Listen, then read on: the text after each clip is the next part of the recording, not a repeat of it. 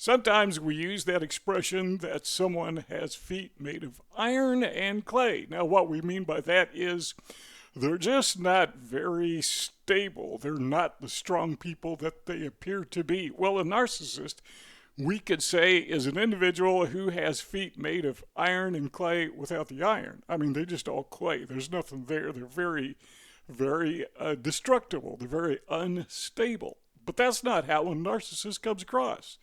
When you first encounter a covert narcissist, they are very engaging. They are, and you know this obviously, but they are very charismatic. They're affable. They come across as, somebody who could shoot the moon, just the greatest person on the planet. And if you're like me, you fell for it.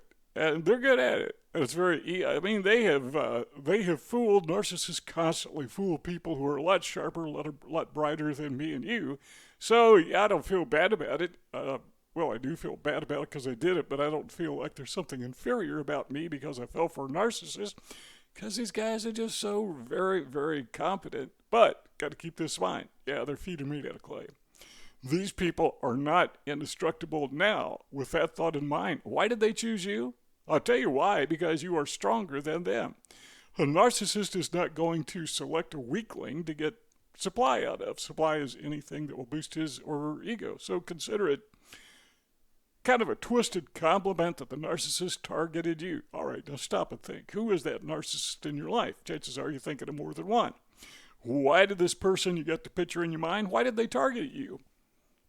Because you have abilities that they don't have, and they wanted to suck that out of you and apply it to themselves.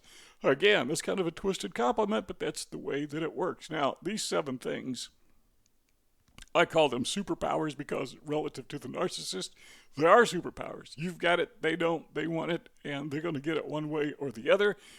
Typically, the way that they take your superpowers is they don't actually take them, but they try to diminish that in you. And again, that boosts their ego.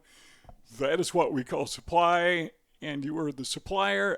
I don't know about you, but I don't like being a supplier. So what are these 7 things? Well, number 1 is you have ethics. That is to say, you have standards, you have principles that you live by. I know you're not perfect, nor am I, nor is anybody, but let's compare you to the narcissist who abused you. You're head and shoulders above this guy or this woman, whoever it happened to be. You have ethics, you have standards, you have principles. They don't have it, and they resent that. So what they want to do is they want to diminish you. They want to destroy you if they possibly can, every way they can. But initially, that's not the way it seems it's going because, well, they have to be, what do we call it, alluring or attractive in some sense, maybe not physically attractive, but their personality has to be attractive to get you into their sphere so that they can take advantage of you. They want to get you into their trap, and they use bait. Their charisma is their bait. They pretend to be your buddy. That's their bait. They pretend to be a friend. That's their bait. They pretend that they really, truly have a romantic interest in you. That's their bait. They want you to get you inside their cage, inside their trap. And once inside, it's not so friendly anymore. It becomes an entirely different person. But you don't do that. You don't do those sorts of things, or at least not to the extent that a narcissist does. Why is it that you don't do those things? Because, well, you have standards. But once the narcissist gets you under his control or her control, they will attempt to get you to lower their standards. Now, keep this in mind. There is a principle that you tend to take on the characteristics of people that you associate with.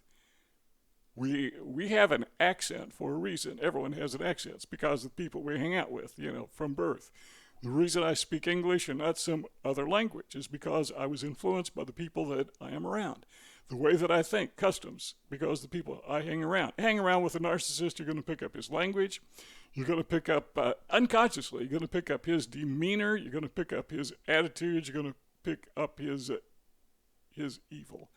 Got to be careful. You ever gone to a foreign country and you didn't even try to learn the language, but you started picking up words anyhow? You can't help it. That's the way it is with a narcissist.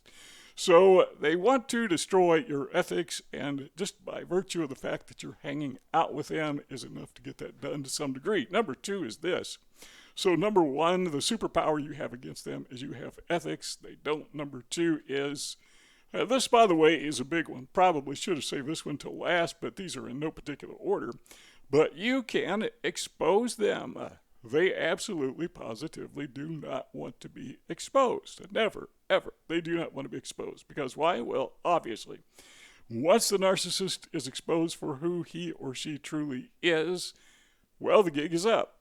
And what happens then is they're going to find a new victim. So they want to use you for all the supply they can get, and supply is anything. Anything that boosts the narcissist ego. So they know that. They know that you can expose them. Once you figure out who they truly are, once you are inside their trap where they think they have you ensnared, and we'll share with you in a minute how they do that, but they will have you ensnared, and once they have you under their control, they don't mind revealing the rascals that they really are. Well, now you can expose them, and they know that. So they have to double down on the control. Number 3 is this. They don't like the fact that you have boundaries. They want to penetrate your boundaries. Now, we all know that story about the Trojan horse. You know, how do you get inside the fortress? Well, you pretend that all is forgiven, and to show that there is no ill will, we're going to give you this gift. It's a Trojan horse. It's a horse, a massive, massive, massive horse. But what they don't tell you is inside the horse are enemy soldiers. So once inside the fort, okay, now we're inside the boundaries. We can attack you. Well, the way the narcissist gets inside your fortress, gets inside your boundaries, is he pretends to be your friend. Or maybe your romantic partner. But the point is, the narcissist fakes it. He or she pretends to be on your side. You know, he or she has your back.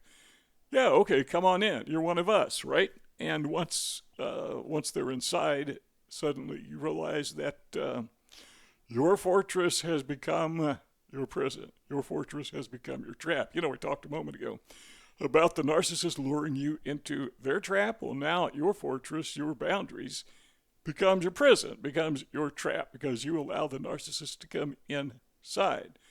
But they don't like those boundaries. They do not like them. And once you get the narcissist back outside the boundaries, they're in real trouble, because now you're onto them and you're not going to let them in. You know they're not a friend. You've caught on to that very easily. It's not a hard decision to make. This person cannot come inside my boundaries. Narcissist, I have boundaries, stay outside of them. Number 4, they really don't like this one, and that is you have control. Now, they don't want you to know this. Narcissists do not want you to know that at any point in time you can simply get up and walk away. Anytime you want. So the narcissist has to convince you that you are dependent on the narcissist. Now what happens is, psychologically, our minds are so permeated with the love bombing stage that we believe that is the true person. And when the narcissist begins to behave like a narcissist, those anomalies, well, that's the way we see them. Well, that aberrant behavior, that's the way we see it, but we think this is really a nice guy, he's just acting kind of weird. No, this is a weird guy, he was just acting kind of nice. We got it exactly backwards. So as long as we are thinking backwards, that this is a nice guy who acts a little strange, we surrender our control. But once we realize, no, this never was a nice guy, this always was a jerk, he's a fake, he was faking it, now we know who this person really is. We have the control, we always did have the control of getting up and walking out. So the chains that bind us to the narcissist is the deception that we're going to lose something if we walk away from the narcissist. So, for example, we may lose prestige, we may lose friends, lose lots of friends. We may lose financially if it's a work situation, whatever. So if you have somebody at your workplace and they're a narcissist and they're controlling you, and you say, no, I'm going to walk away from you. Maybe not physically, but the friendship is over. But the problem is the narcissist is everybody's buddy, right? And he's friends with a supervisor. So now he turns the supervisor against you. So there is something to lose, but you can still walk away. You're going to lose something, but you can still walk away. The narcissist states that. He doesn't want you to walk away. He wants you to be in control, or he wants to be in control of you all the time. People say, what did you learn when you went to college? Well, I learned a lot about nepotism, about somebody's relative advancing them over you. And when you don't play the game, you say, no, I'm not going to put up with that. Guess what? You have some serious problems because they double down on you hot and heavy. They don't like that. So you have control. Yeah, you can walk away, but chances are there's going to be a price to pay. And quite frankly, it's not that hard of a decision in most cases. Usually, I'm always willing to pay the price because you lose a lot more being under the control of a narcissist. And it just gets worse the longer that you, at least in my experience, the longer you were ensnared by them. Number 5 is you have this superpower where you can just not respond. And again, this kind of goes back, stop and think about the workplace. Seriously, you can have a supervisor who is a narcissist and you can just not respond to him. Well, in a sense, I mean, there are times when obviously the narcissist supervisor tells you to do something and you got to do it. He may ask you questions and you've got to respond to those. You get pulled over by a traffic cop, that's a narcissist, then you've got problems. You got to respond to the guy, at least within the circumference of legal requirements. You got to respond to him. But you can just do what you have to do and nothing more. Don't respond to them. That is a superpower that you have. Narcissists hate that because, they're the puppeteers pulling your string. They don't like to pull your string and nothing happens. Drives them crazy. Don't pull back on the string. Just don't do anything. Don't respond. That's your superpower. They don't like it. It drives them absolutely positively crazy when they are in control. And you're not responding. They're pushing your buttons and you're not responding. I like to use the analogy of, what do you call those things, drones.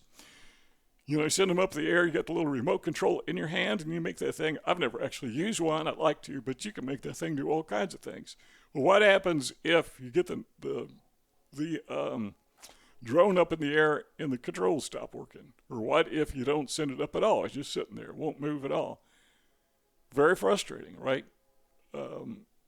Same thing of just about anything. What about your car? It won't start. It won't work. What about your computer? It won't start. It won't work. Well, to the narcissist, you are a drone or you're a computer or you're a car. You're this object that he controls. He's got the remote controls on you and you're not responding. They hate that. I mean, that is a superpower that you have and the narcissist absolutely abhors it. Number 6 is a big one, and that is you are stable. Every narcissist that I have known, every covert narcissist that I've known, overt narcissist doesn't necessarily apply to them, but every covert narcissist I've known leads a very unstable life. The covert narcissists that I have known tend to move around a lot, and there's good reason for that. They're very unstable, and the reason they move around is because, they don't pay their rent. Or they will make a deal with somebody, I will help you do this if you let me live in your apartment for a while.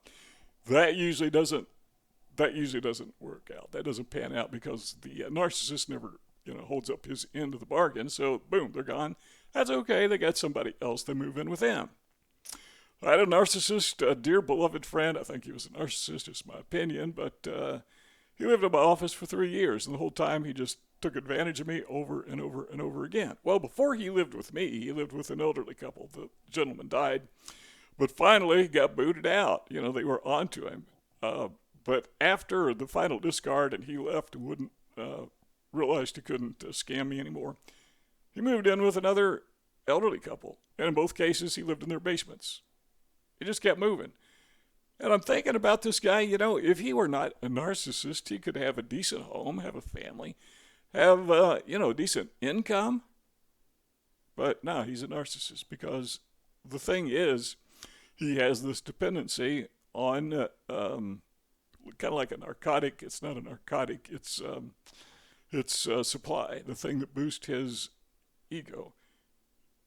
And so he had a dependency on that. And he absolutely positively had to have it. And like anyone who has a dependency, maybe on narcotics, they surrender everything. A lot of these people, they don't have jobs. They steal from people.